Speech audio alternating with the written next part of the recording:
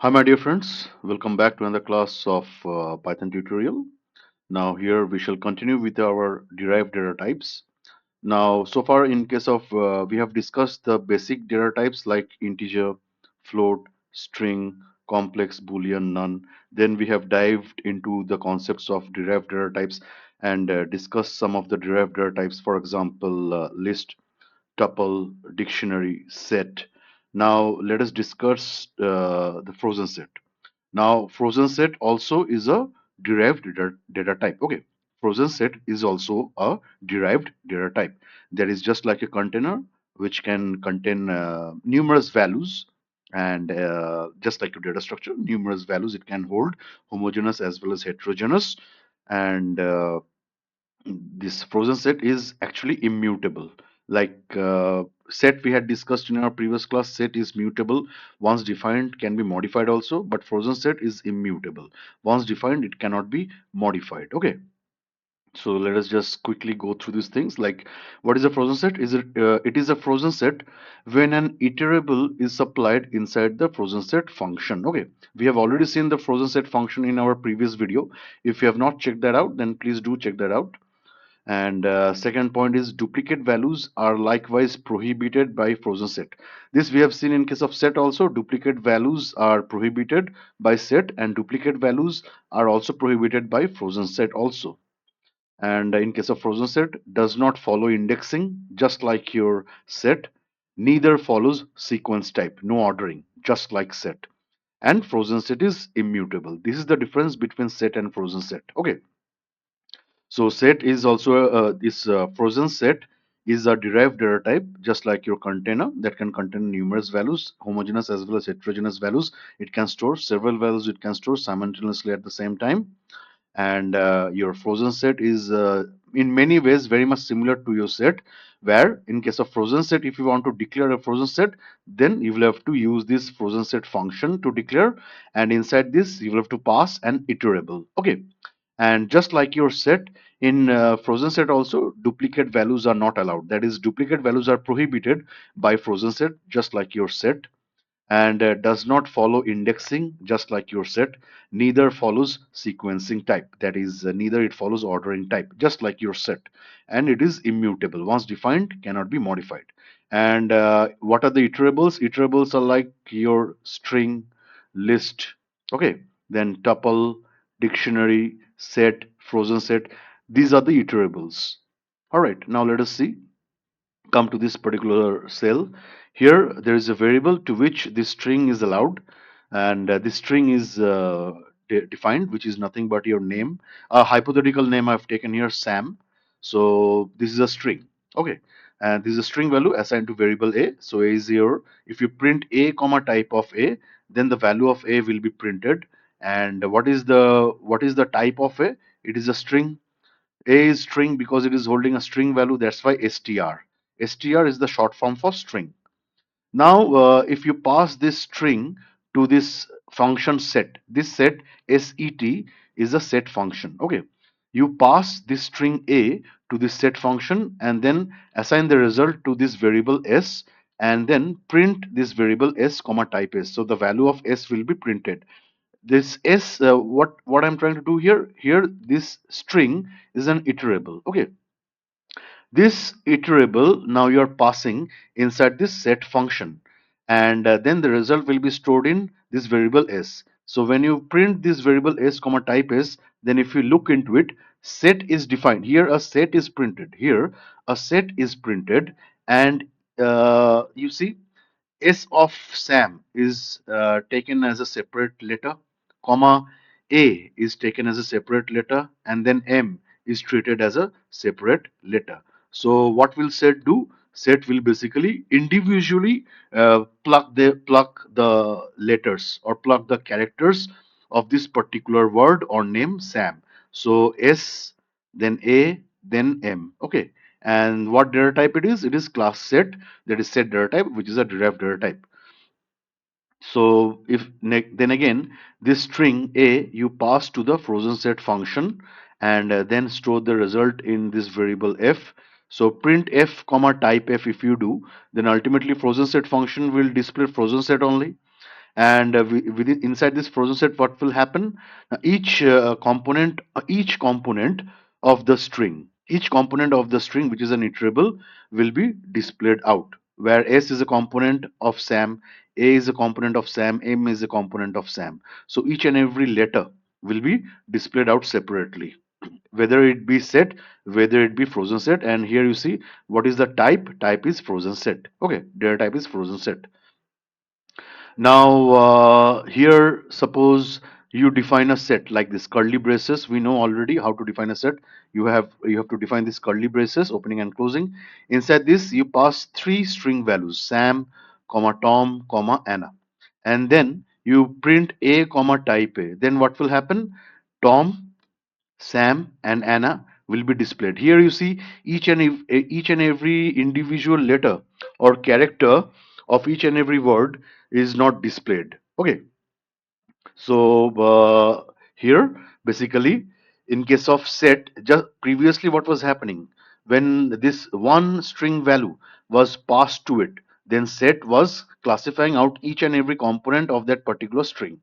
And when here when we are passing multiple string values, then multiple string values are only displayed. Yes, they won't be displayed in any kind of order. Like, see here, Tom, then Sam, then Anna, and here it was Sam, Tom, and Anna. Okay, what is the class of it? What is the type of it?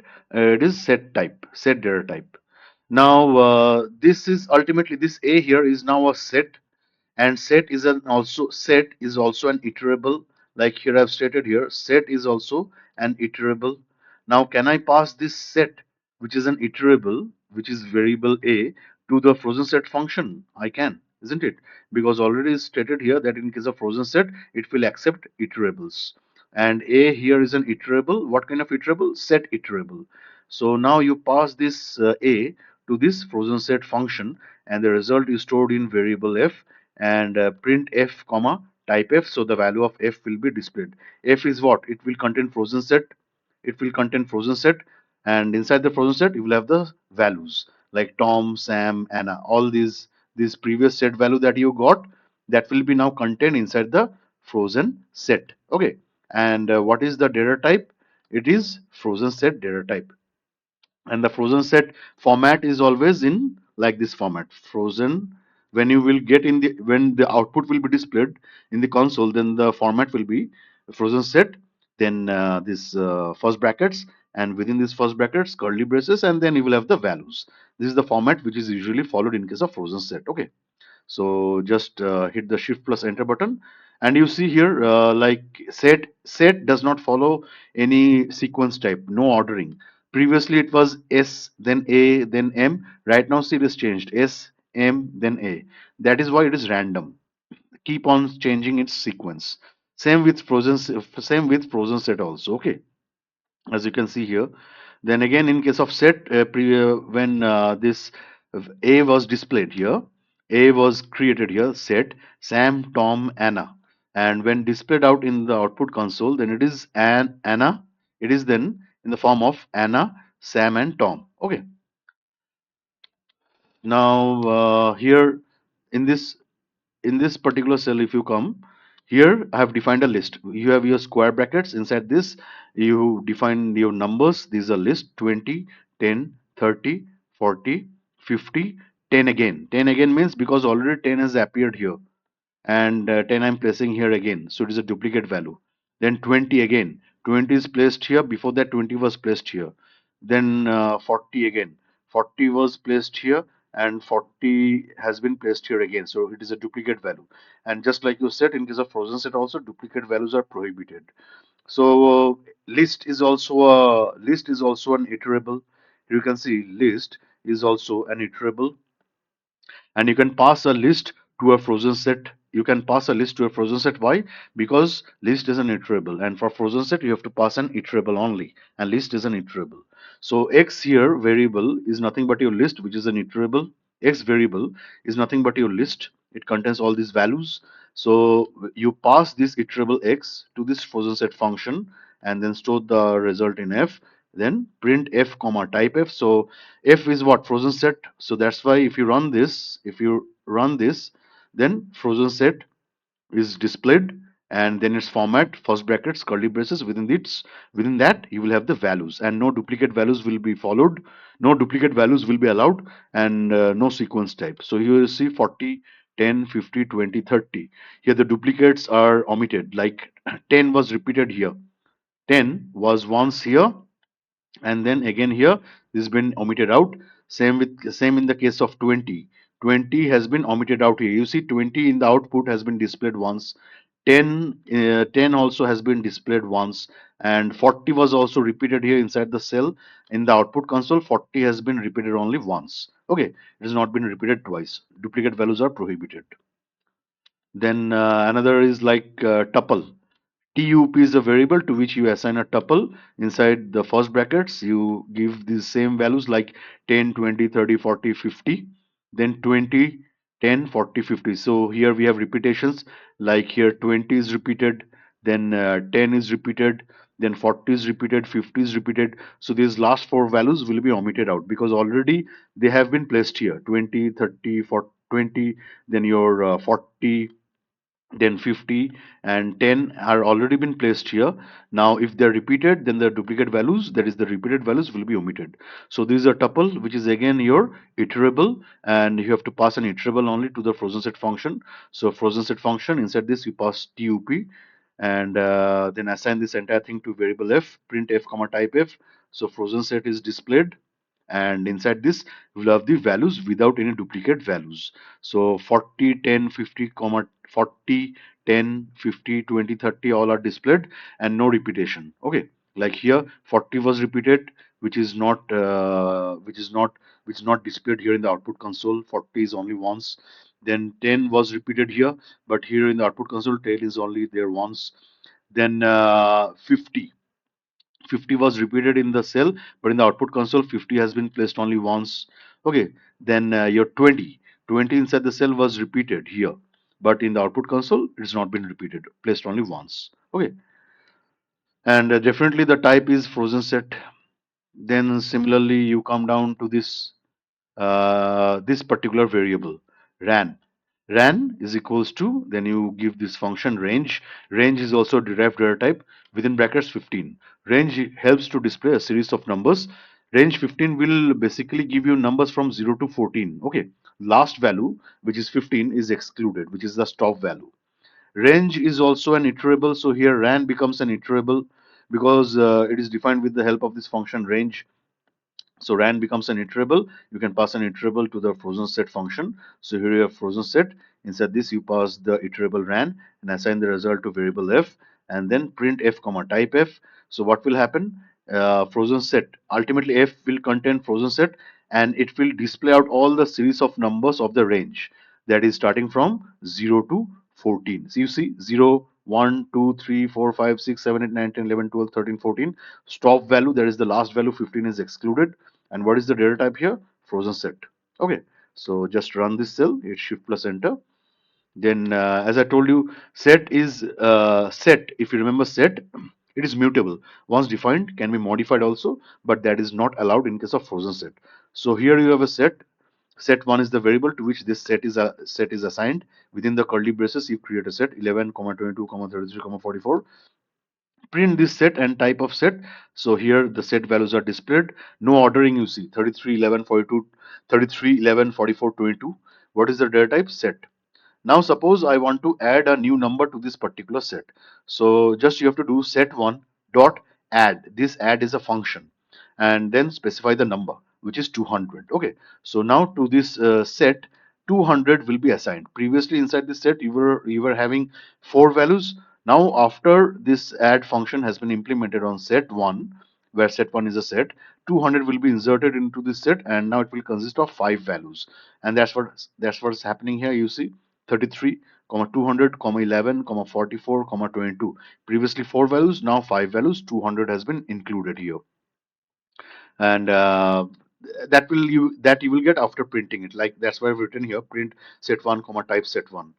Then I want to remove this 200. So set1 dot remove, then within brackets the number that you want to remove from the set. So set1 dot remove 200. Remove this 200 from the set and bring it back to its initial format, initial form. Okay. So print set1 comma type set1 will give you the set back in its original format, having four values 33, 11, 44, 22, which are being displayed randomly without following any sequence or ordering. Okay, and what is the data type? Class set. So it is a set data type. Now just run this. Yeah. Now let us define a frozen set. Let us define a frozen set here. You see, as you can already see, a frozen set has been defined here, and how to define a frozen set directly. Now frozen set function you have to write, then you have to give this single braces, there is single brackets opening, single bracket closing, and then you have to give the curly brace, and within this curly brace you are passing these numbers 11 comma 22 comma 33 comma 44. Ultimately this entire thing is nothing but a set being passed here. This set that we declared here, this curly braces opening and closing, we had inside this we defined some numbers 11, 22, 33, 44. Same numbers we are defining here, only with a duplicate 22. So you see 11 comma 22 comma 22, 22 has been repeated, comma 33 comma 44, and this is ultimately a set only. If you see curly braces you have opening and curly brace here have closing, inside this you have passed of values. So this entire thing will be treated as a set, and this set is nothing but your iterable being passed to the frozen set function. 22 is being repeated here. 22 is being repeated here. Okay, so when you will print this frozen set, if you print this, then this duplicate value will be omitted out. So f is printed out, this entire result has been assigned to this variable f.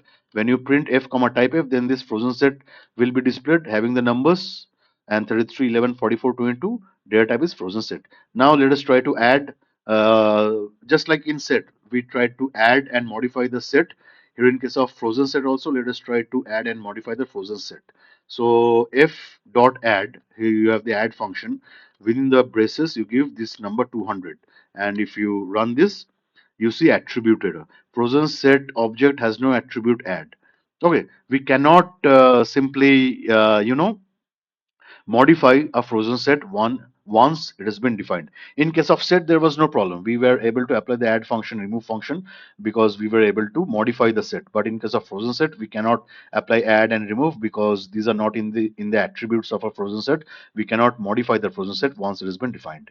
Similarly, suppose from the frozen set you want to remove this particular number 44, so f dot remove 44, and you see again you get an error. Frozen set object has no attribute remove. Okay, because you're not allowed to modify a frozen set once it has been defined. Now let us see into range. What is a range? Range generates a range object and generate integer number series. This we have previously seen. Range is also a derived data type, and it is also an iterable. So syntax is basically range. Then within brackets you have to give the start value.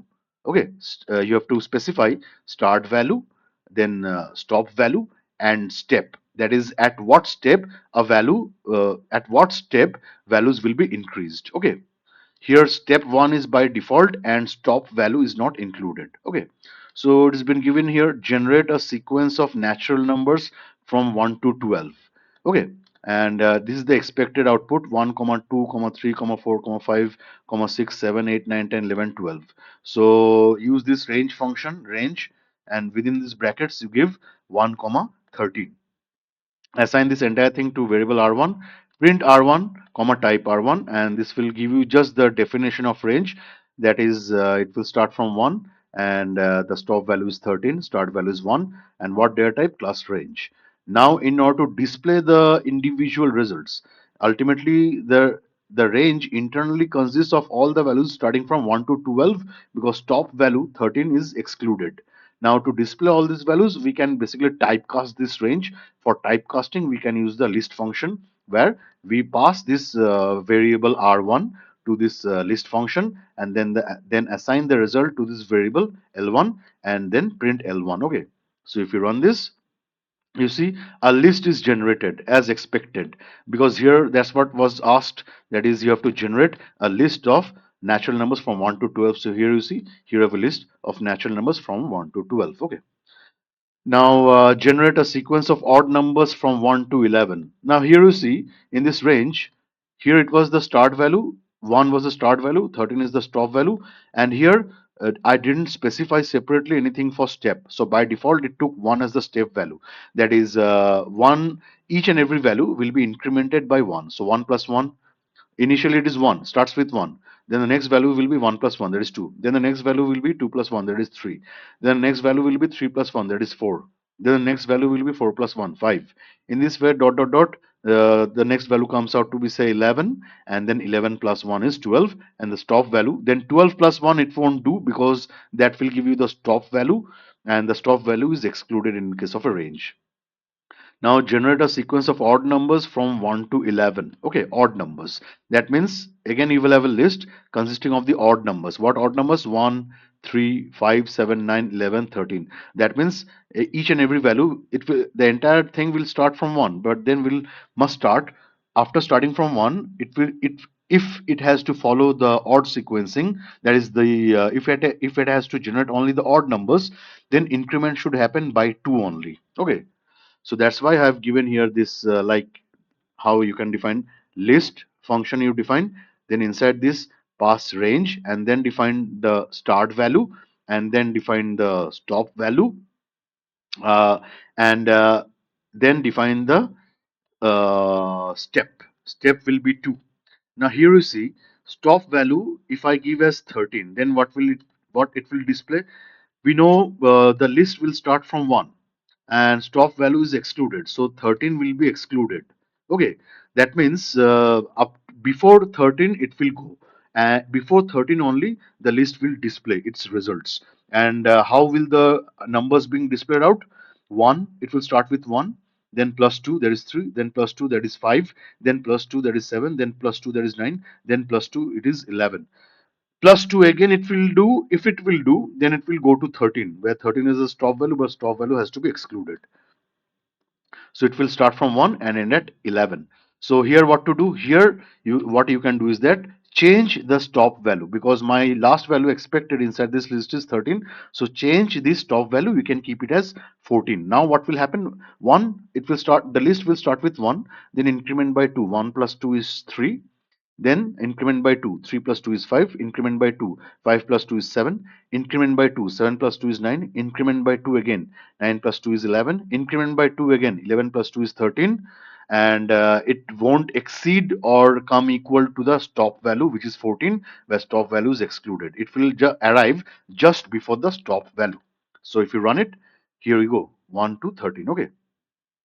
Similarly, here you have generate the sequence from 12 to 1 in the reverse order. Okay, so it will start with again you will have a list, and inside the list you will have these numbers 12, 11, 10, 9, 8, 7, 6, 5, 4, 3, 2, 1. It will start from 12 and go up to 1. Okay, so this will go in the reverse order. That's why you see here the step is -1. Here the step was 2. Here the step was 1 by default. I didn't specify, so it took 1 by default.